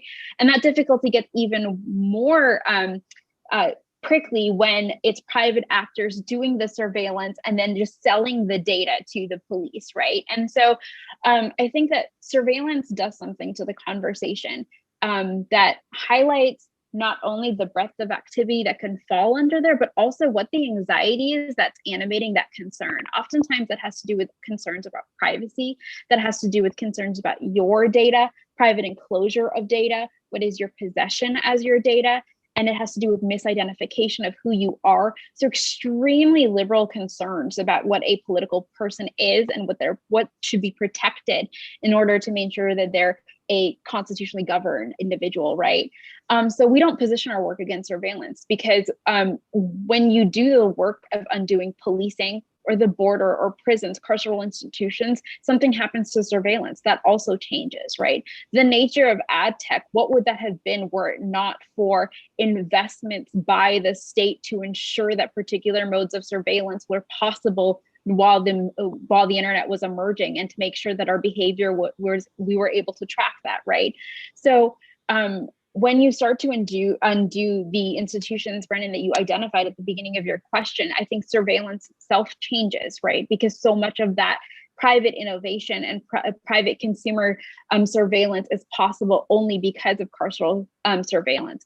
But also carceral surveillance is the gateway into particular modes of violence as well that are exceptional. And I think that when you kind of create this spectrum of surveillance where one is like Facebook is being creepy and the other is like your family members are carted off to detention centers, I think that also changes the conversation in a way that we want to resist a little bit. We want to focus on specific acts of violence that's made legal and possible by how the state is conducting itself.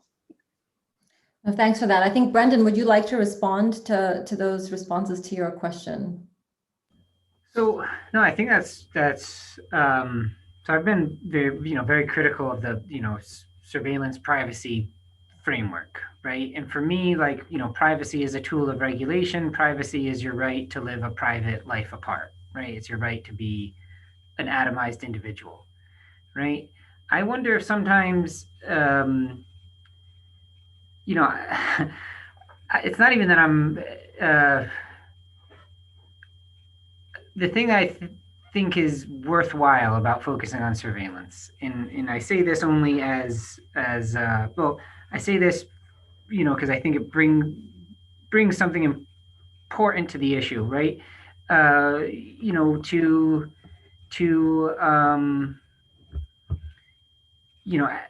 abolition can feel like it's abolishing the present order of things, right? It's a tremendous project, right? So people kind of break it into pieces. And I think I'm really worried about, defund being rolled into austerity and getting a whole bunch of softer social police and blunting the hardest edges, but not changing enough, right? And I wonder, when we focus on surveillance, the question I put a question in the chat when Alex was talking, when he's talking about the role of, of getting rid of experts, right? I wondered if surveillance isn't about privacy, if surveillance is about administration, if it's about governing, and it's about governing within a hierarchical relationship, right? And that's something like Google governs us as much as whatever, the state, right? I wonder if the antithesis of surveillance is self-determination. And if we focus on surveillance, it reminds us to, I wonder if a focus on surveillance also kind of directs attention to self-determination, autonomy, towards building power in that way, right? So I guess the answer to the question that I was trying to pose is like, what's the positive project of surveillance abolition? It's participatory society, it's participatory government, it's participatory economics. Okay, thanks. Sarah, did you have your hand up? Yeah, I wanted to kind of speak to what Brendan just said. That's really interesting. And I wonder if the word we're looking for isn't self-determination, but it's community determination. And we're intentional about that because that atomized subject that you're talking about is also the subject interest of tech corporations, right? Like that's what they want. They want you to mediate all of your community interactions through their app so that they can profit off of it, right? Somebody asked me the question the other day of like, how can we organize if we don't use an app? And I'm like, organizing is breaking bread together, right? Like it's just like being in space together. It's talking together. You don't need an app for that, right? Like our biggest expenditure before the COVID was just whiteboards and markers, right? Like that's organizing. And so like resisting this idea of separating and being distinct and discrete, I think it has to be part of that move towards governance, but also recognizing that so many of our problems in this technological presence are collective problems, right? Like data analysis is almost useless if it's just data of one person. It has to do with our relationships and our linkages and the way in which we interact. And one of the things that we were doing during the uprisings was telling people not to bring their phone to protest, not because it puts you in danger, but it's because it puts all of us in danger, right? It's a collective harm. And that shift to recognizing that our technological presence is a collective one, I think is really, really important, because everything from the environmental externalities to how the surveillance puts your family members and people that you're connected to at risk, those things start to come into relief when you recognize that, I think. Yeah, no, thank you. Alex or Michael, did you want to respond to anything that was just said on this issue, or Brendan? Just to say, that this issue of community empowerment, I think is essential. And it's true not just in the surveillance realm, as you alluded to at the beginning of this question, Brendan, right? So we don't want to replace narcotics policing with forced treatment regimes. We don't want to replace the policing of mental health crises with forced medicalized treatment of people, right? So we need to think about our positive program as rooted in a politics of community empowerment, that we're giving communities power to make their own choices about how to produce public safety. It's not the job of the group of us to go to the community and say, here's your plan for producing safety. We need to use our power, platform, or whatever to create the political space for them to be able to make these decisions for themselves. And of course, to be allies and assets in that process to the extent that we're helpful. So I think that's essential in my own thinking about this. Okay, thank you. Michael? I have very little to add. Okay, thanks. And Brendan, if you have thoughts, I'll invite them, but I just want to, I think Julie's follow-up comment in the chat is not unrelated to this. So Julie's concerned about the allocation of funds to building local systems without adequate, from what I understand, without adequate successful models to sort of replicate. So funding should be directed to different influences in the community, be they churches, community centers, etc. But where are the sort of good examples is what I'm hearing. So if anyone wants to respond further to that. I think that's just, echoing the points we've been making. Right, thank you. Brendan, did you want to respond to any of the comments that were made in the earlier round? No, I just that I think Sarah's point about the difference, drawing distinction between self and community determination is a good one, right? And I just, I appreciate that clarification, right? Because it's, I think very useful. And I think the one thing I mentioned earlier about this, original concept of police and police meaning policy, and we need to think about, policing being done by social policy actors. I think that's, it's important, it's a difficult task because on the one hand, you need to organize around issues and, intervene in political processes, right? But then we want to change systems, right? And systems aren't neatly organized around single issues. So I think, I just appreciate this discussion and kind of, clarifying the terms of it, right? Because in my own work, right, I started thinking a lot about surveillance, and then I got very frustrated with surveillance scholarship of how narrow, frustratingly narrow it was, and just extremely liberal. And then I got very interested in this, Marxist critique of police power and security. And now I find myself fighting a policy debate about surveillance fighting a political fight about surveillance that's also a policy fight. And I'm trying to think about how to, engage different, how to make the case to different audiences. And, it's certainly a challenge, right? I mean, that's the question I would ask Sarah, and of course others if they have some. It's how do we move the needle on that liberal defense of privacy discourse towards one that's more rooted in solidarity and collective empowerment? Right, Sarah? Yeah, sorry. I got a little excited. I wonder if the way in which that framing happens is if we stop thinking about surveillance and the effects of surveillance affecting individuals and start thinking about categories, right? And I think that's important, right? Because a surveillance technology doesn't hone in on an individual. It hones in on a category of person with a particular percentage of error, right? And that's how people get trapped. And I think Brendan's analysis about a particular sorting order is useful here too, right? Because when you realize that it's categories, and it becomes much less about protecting an enclosed individual and much more about the politics of that categorization itself and whether it's productive or useful, right? I think the distinction here is oftentimes when you focus on individual and the capture of individuals in these surveillance systems, you walk away with politically confused solutions like facial recognition technology that's able to capture people of color better, right?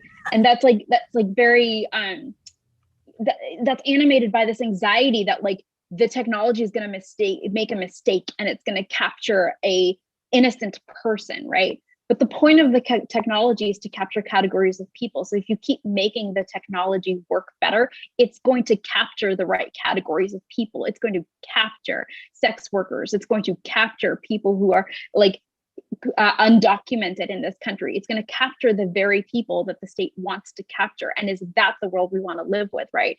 So I wonder if it's much less about focusing on individual instantiations of harm and moving the conversation to the politics of those categories that both of you were expressing, and how we as a community or as a society, as a city, however you want to scale that, how okay are we with those categories? And like right now we're in the middle of this debate over categorizing white supremacist violence in a very, very particular way. And carceral institutions have an interest in that categorization process, right? So this is a space in which we get to intervene and we get to say, we're not okay with this because technologies are going to follow that categorization. Yeah.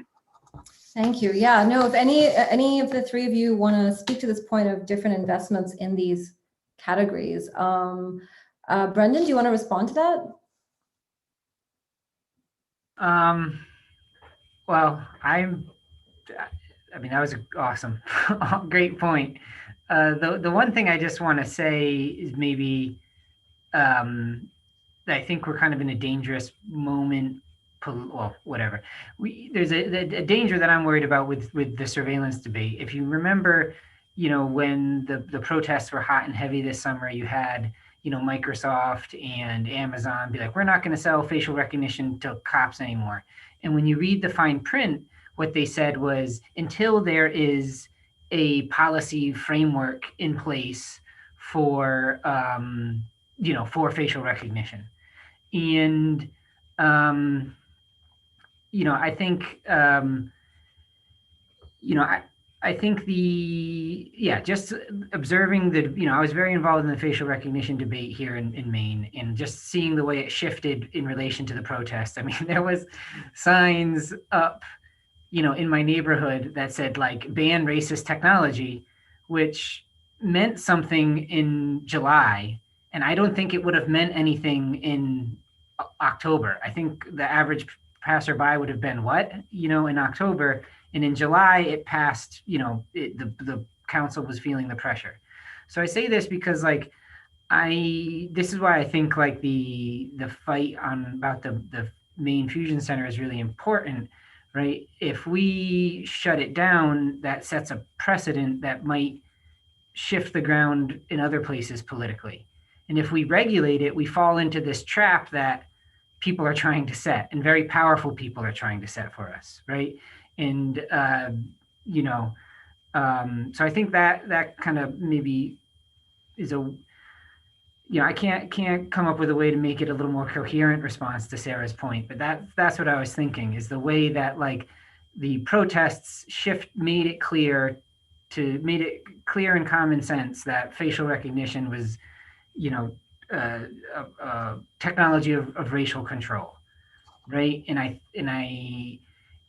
it's the protest shifts the ground, and then you fight the battles to consolidate that ground, and then I guess you take it from there.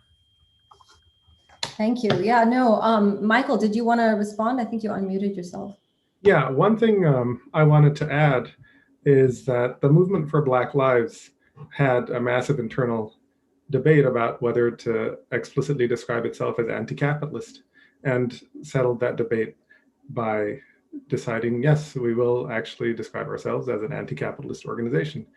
And it's no accident that probably the most famous abolitionist in the United States, Angela Davis, continues to describe herself as a small c communist. She might not still belong to the American Communist Party, but she does describe herself as a small c communist. And my sense of this conversation is we're talking about the hyper isolated individual subject of late capitalist surveillance society. And I think that the abolitionist movement, from its pre-20th century origins, has had a very communistic outlook. Small c communists, not workers of the world unite, communists, but small, maybe also that, but small c communist outlook about how to meet human needs. There's this extended family feeling that has existed among abolitionists since the dawn of this particular movement. And that's what I feel is the best kind of historical legacy as an answer to this quandary. Yeah, no, thank you. I see. Alex, did you want to share anything before I've just seen a very different kind of question that's come in with 5 minutes left. I would like to raise it, but unless you have any thoughts, Alex, I'll move forward. No? Okay, thanks. So this is a question for Brendan, moving in a slightly different direction from Nicholas. So Nicholas is saying that the Minneapolis City Council planned on hiring social media influencers as part of a $1 million communications and de-escalation plan to share city-generated and approved messages, in quotes, during the Derek Chauvin trial. While the initiative was ultimately shelved following popular outcry, do you foresee Minnesota's Fusion Center, the MNJAC, having a role in controlling or pacifying the political fallout should Derek Chauvin be exonerated? And if so, by what means? Brendan, this question is for you. And you have 4 minutes or 3 if we want to wrap up on time. Well, it's interesting that you ask about that, Nicholas, because I've been, watching, recently, I forget the guy's name, but the Democratic appointed head commissioner of Minnesota's public safety department has been, making the case that they need to expand the Minnesota Fusion Center. And there's been articles in, the Star Tribune, which I think is the big paper in Minneapolis, reporting on this, and then an editorial in support of it. And what I find staggering and disappointing is that there's no acknowledgement of the, what came out with Blue Leaks. And the first story, The Intercept intercepted like 12 or 14 stories on Blue Leaks. The first one they published was on the Minnesota Fusion Center, overhyping the danger that the George Floyd protests presented to law enforcement while downplaying the threat of the far right. And the way the expansion of the Minnesota Fusion Center is being talked about right now in Minneapolis is, this post-Capitol attack. We need to, stop the white supremacists. So, this is the big concern. I think, like the left opposition to, having the security state defeat white supremacists for us, is based in the, well-founded historical perspective that, like, you strengthen the security state and it's going to be used against those small c communists, right? It's going to be used against, people that are interested in collective flourishing and not the accumulation of private wealth till the world burns. So I think this is a real concerning development. And actually, I've been trying to reach out to organizations in Minneapolis to see if they've been in Minnesota, to see if they are like organizing around this proposal, or if they're responding to this proposal. And I think this is why our fight in Maine is important, right? Our fusion center is small, but just the fact that our legislators are seriously considering closing it means that we can make the argument that, it makes the argument that Minnesota should close it much more persuasive and credible. In Minnesota, the fight is bigger and more important. It's a bigger, higher population, bigger fusion center. It's a fusion center that was directly in, our fusion center did threat inflation, and, maybe there's an argument to be made about how that played into, tear gas being deployed at a rather tame protest here in June. But, there's a much stronger case to be made about threat inflation and the excessive violence that we saw in Minnesota, right? So, so yes, I think the Fusion Center is going to respond to the, you know, I think the Fusion Center right now is monitoring, certainly is probably monitoring the trial of Chauvin, and they're going to use, I would suspect they're going to use the unrest that follows as further justification to expand their operations. Thank you. And I'm getting a message saying that we are over time and we're going to be kicked off in a minute. So thank you so much to all of you, Alex, Michael, Sarah, and Brendan. Thank you for inviting me to moderate. And thanks to our audience for staying with us through this. And please feel free to be in touch with the panelists who've shared their information in the chat. And I look forward to having more discussions to continue these continue discussing these important questions. Thank you again, and have a good evening. Lovely to see you all. Lovely to see you all. Thanks.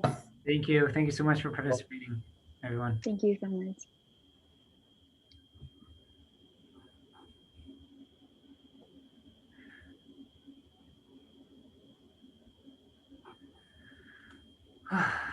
We did it.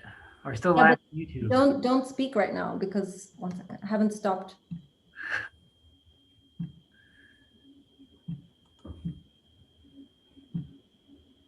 Okay.